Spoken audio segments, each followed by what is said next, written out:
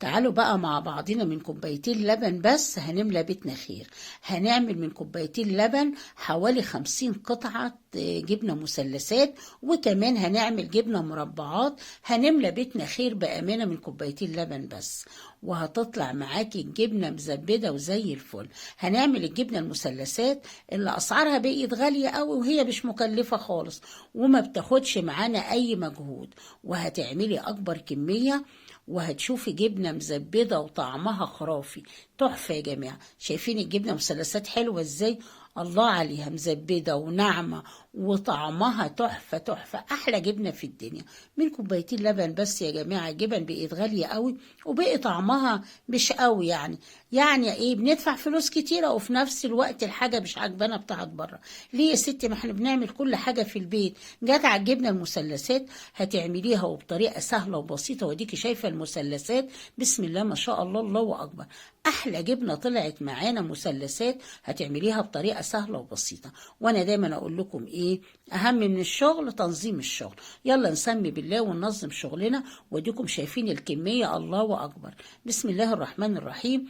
المقادير بتاعتنا كوبايتين لبن عاملين نص كيلو لبن، و3 مثلثات جبنة، و3 معالق زيت، ومعلقتين دقيق مهرمين، ومعلقة نشا، وعليهم معلقة ملح صغيرة، وكمان معلقتين قشطة من وش اللبن. ما عندكيش قشطة يا ست وش اللبن، زودي مثلث جبنة، يبقى بدل ما 3 مثلثات خلوهم 4. تمام كده. تعالوا نحط المقادير كلها فين؟ في الخلاط. بسم الله الرحمن الرحيم. هننزل بكوبايتين اللبن اللي عاملين نص كيلو لبن، تمام كده، وهننزل عليهم كمان بمعلقتين الدقيق الكبار، ومعلقة النشا، ومعلقة الملح الصغيرة، وهننزل ب3 معالق زيت، وهننزل ب3 مثلثات جبنة. وانا قلت لك بالنسبة للقشطة ما عندكيش قشطة اللي هي وش اللبن، زودي مثلث جبنة، بدل 3 مكعبات خليهم 4. وهاتي الجبنة المثلثات اللي انت بتحبيها، اي جبنة انت بتحبيها، وفي معلقة خل. كل ده فين؟ في الخلاط. تمام كده. يبقى بعد ما حطينا حاجتنا كده في الخلاط هنضربها كويس قوي. انا عايزه خليط ناعم ما يبقاش فيه اي تكتلات، احنا مش هنصفي الحاجه، مضروبه في الخلاط وزي الفل. بعد كده ايه يا هاله؟ هنجيب الحله زي ما انتم شايفين كده وننزل بالخليط كله، وما تخليش حاجه في الشفشق، وتعالي مكان الشفشق كده وحطي معلقتين ميه كده ورجيه وكبيهم على الخليط تاني. تمام كده، عشان مش عايزين خساره اي حاجه نسيبها في الشفشق. بعد كده يا ست هنروح على العين الصغيره واحط الخليط بتاعي، وبالمضرب كده، وما تسيبيش الخليط بتاعك لان هو ما بيكملش معانا وقت كتير. تمام كده. هفضل كده اقلب كده وفي القعر كده، عشان انا عايزه الخليط لونه ابيض زي ما هو ناعم، ما يبقاش فيه اي كده، ما يشطش منك، ما تسيبيش الخليط على النار، افضلي قدامه كده، هو مش هياخد منك وقت خالص. واحنا بنقلب الخليط بتاعنا كده، يا ريت اللي ما حطيتش اللايك تحط لي اللايك عشان فيديوهاتي توصل لكل الناس. هفضل كده اقلب يما الخليط يتقل معايا، والقى خليط ناعم كريمي تقيل. تمام كده. وانا هوريكم القوام كده، هو القوام اللي انا عايزاه دلوقتي. وانت بتسحبي كده بيسحب معاكي زي الخيوط. ارفع النار على طول وسيب الخليط بتاعك يما يبرد. تمام كده. تعالي يا ستي بالمعلقه كده عشان نشوف الخليط مع بعضينا. ايه رايكم بقى؟ هو الخليط ده اللي انا عايزاه. تمام كده. هنسيبه يبرد شويه، ما يبردش قوي، هيبقى دافي برضه. عقبال ما نجهز حاجتنا هنجيب نصب بقى الجبنه بتاعتنا، احلى جبنه في الدنيا. وضوء الخليط بتاعك محتاج سنه ملح حطي. تمام كده. انا حاطه معلقه صغيره. تمام. الخليط زي ما انتم شايفينه كده ناعم وزي الفل. هنجيب يا هلا؟ طب هنصب في هنصب يا ست الخليط بتاعنا في في علب الجبنه النستون.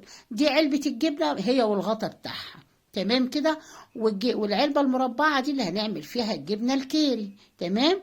ونجيب كده فرشه فيها زيت وندهن الاكياس بتاعتنا. انا جايبه اكياس بتاعت المطبخ دي تحت التلاجات، اسمها نصين، وتدهني الكيس كله كده. تمام.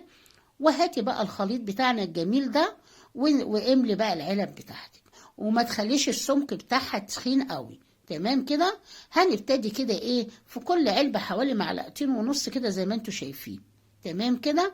وابتدي ايه، امسكي العلبه كده واخبطيها من فوق كده لتحت، عشان ايه، الخليط بتاعك يستوى كويس في العلبه وايه، ويطلع منه الهواء.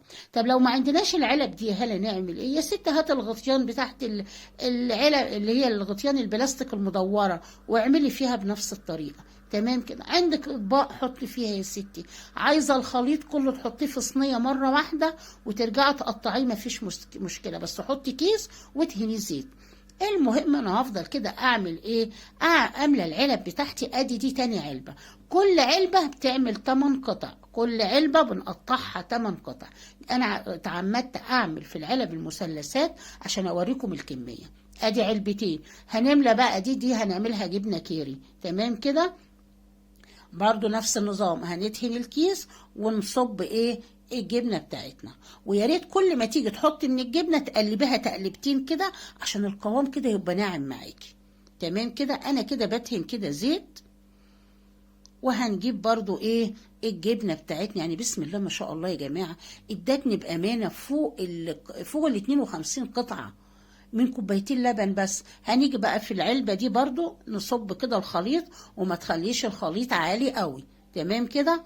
نفس النظام، نزلت كده بحوالي ايه 3 معالق كده كبار، ونبتدي نفرطهم كده في العلبة. وبرضو نفس النظام، امسكي العلبة بتاعتك كده واخبطيها كده على البنش بتاعك عشان الخليط بتاعك يساوى كويس والهواء يطلع منه. مفيش اسهل من كده بأمانة يا جماعة. احلى جبنة في الدنيا، يعني مش مكلفة الا تمن اللبن و3 مكعبات جبنة، وبقية الطلبات كلها عندك في البيت. تمام كده. هفضل انا كده ايه، اسوي في الخليط بتاعي. ادي علبة، ادي 2. العلبة المربعات دي هتطلع حوالي 15 قطعة، بس انا بصراحة قطعتها قطع كبيرة. ده لسه كمان انا معايا لسه تاني. سيبي هركن كده الحاجة اللي انا بعملها. جبت لكم غطا بتاع بتاع علبة بلاستيك كده، الغطيان المدورة، ودهنتها برضو. اخد الخليط اقلبه كده عشان يبقى ناعم معايا، وانزل كده بحوالي معلقتين كبار زي ما انتم شايفين. ولسه في تاني بسم الله ما شاء الله علبة تاني. يعني انا عاملة 3 علب مدورين لوحديهم دول، كل علبة فيها 8 قطع، هتديني 3 في 8 ب 24 قطعة. والعلبة الكيري الكبيرة دي هتديكي 15 قطعة. تمام كده. 24 و15، لا مش 15 قطعة، هتديني 20 قطعة. يبقى 24 و20 44. ولسه في تاني، انا في بقى عندي تاني في الحلة وهتشوفوا معايا دلوقتي. بس انا المرة دي بقى قلت مش انا بص بسواها ازاي.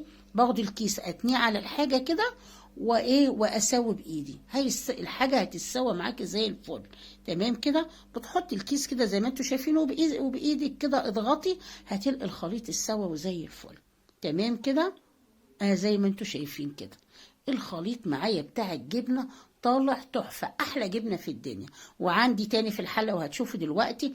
المره دي كانت تعمل علبه تاني على فكره، بس انا قلت لا بقى هعمل جبنه كريم اللي هي جبنه الكوبايات بقى. هامله كوبايه كده، لان بصراحه بنتي كانت عايزه تاكل منها في نفس الوقت. تمام كده. انا كده بقفل العلب بتاعتي عشان هحطها في التلاجة. انا كنت عاملاها من الليل على فكره، سبتها يوم رحت الشغل وجيت بقى.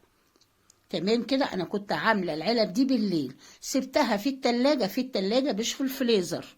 هسي بيها وتاني يوم قطعيها، او عملتيها الصبح تعالي يا ستي في المغربيه وقطعيها، عشان الجبنه بتاعتك كده ايه تتماسك وتبقى كويسه وتعرفي تقطعيها. تمام كده. بس لازم تغطيها بالاكياس زي ما انا غطيت كده عشان الوش بتاعها ما يعملش قشره. دي هنوديها التلاجة. تمام كده. ما اقولكمش على جمال الجبنه، تحفه تحفه تحفه. وقلت لكم لسه عندي تاني.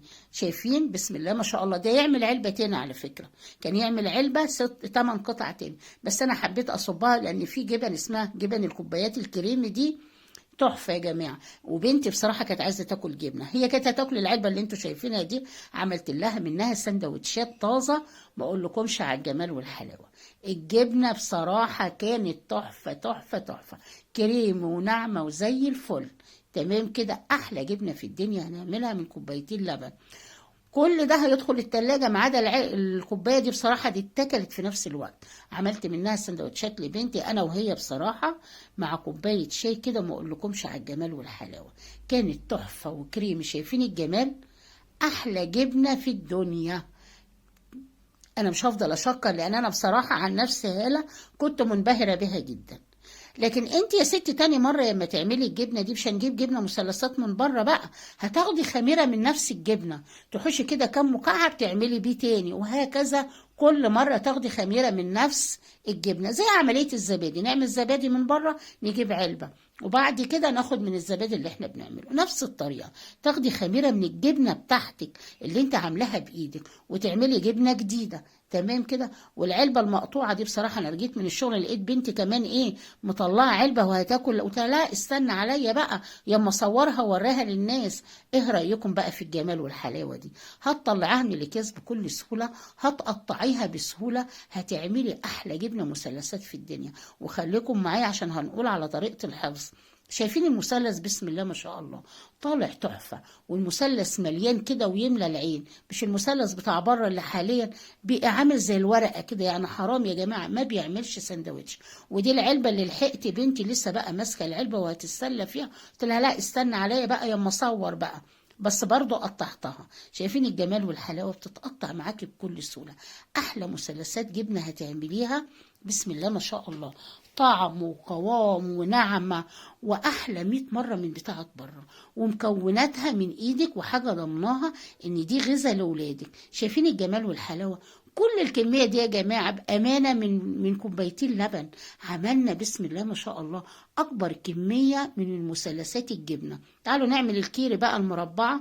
أنا المفروض بقى كنت قطعتها على 20 قطعة، بس أنا بصراحة من الناس اللي بتحب القطع الكبيرة يعني، فعملتها على نصين على طول، طلعت معايا مش مربعات، هي كانت مستطيلة شوية. أنا المفروض كنت قطعتها على 20 قطعة، لكن أنا قطعتها على 10، كل قطعة تتعامل 2 من الجبنة بتاعت بره. شايفين يا جماعة خير والله. انا ما بحبش الحلفان الكتير، بس خير في بيتنا يا جماعه، من كوبايتين لبن املي بيتك خير، وما تحرميش ولادك من حاجه، وخصوصا في الغلا اللي احنا فيه ده. هنعمل كل حاجه في البيت ومش مكلفه. ويا ريت ما تنسوش تدعمونا باللايك والاشتراك في القناه وتفعيل زر الجرس عشان قناتي تكبر بيكم وليكم. شايفين الجمال والحلاوه؟ الجبنه كريمي تاني يوم كانت احلى واحلى واحلى. بأمانة يا جماعة كانت حلوة جدا جدا جدا. وهقول لكم طريقة الحفظ دلوقتي وهتشوفوها معايا. ايه رأيكم في الجمال والحلاوة دي؟ الجبنة تحفة. انا عن نفسي هالة يعني ما كنتش مبطلة أكل فيها، تحفة يا جماعة. والمثلث كده بسم الله ما شاء الله يملى السندوتش بتاعك. بس أنا بصراحة بحب العيش البلدي، أنا ما بحبش العيش الفينو. إيه رأيكم في الجمال والحلاوة دي؟ أحلى جبنة ولا مش أحلى جبنة؟ ده كمان إيه ما تعمليها من إيدك هتعمليها أحلى من هالة. شايفين الجمال والحلاوة؟ تحفة يا جماعة، تحفة تحفة. كل الخير ده من كوبايتين لبن. طب تعالوا يا جماعة نشوف هنحفظها إزاي. طريقة الحفظ، طريقة الحفظ يا ست بنفس الأكياس اللي انت كنت حاطة فيها الجبنة. اتني الكيس كده في علبة وابتدي رص الجبنة بتاعتك، وبين كل طبقة وطبقة حط كيس. ومنين ما تعوزي يا ست ونشيلها في التلاجة، منين ما تعوزي تطلعي وتاخدي منها وتقفليها تاني. بس لازم كل طبقة وطبقة بينها كيس، بينها كيس كده زي ما انا عاملة. وهتملي العلبة بسم الله ما شاء الله، وعندك اكبر كمية جبنة من كوبايتين لبن. وكل ما تخلص خدي خميرة منها. خميرة يعني ايه؟ حوشي مثلثات جبنة منها واعملي جبنة جديدة، ما تشتريش تاني جبنة من بره. هناخد خميرة من نفس الجبنة. تمام كده. واذا اعملي جبنة كل ما تخلص يا ستي املي نفس العلبة دي، وما تحرميش ولادك من حاجة ابدا. وكفاية المكونات من ايدك، انت عارفة ايه الحاجة اللي انت عاملاها. فيا ريت ما تنسوش تاني تدعمونا باللايك والاشتراك في القناة، واسمع تعليقاتكم الجميلة اللي بتديني طاقة ايجابية وبتخليني اكمل معاكم نهاية المشوار. ايه رأيكم بقى؟ بالهنا والشفا مقدما.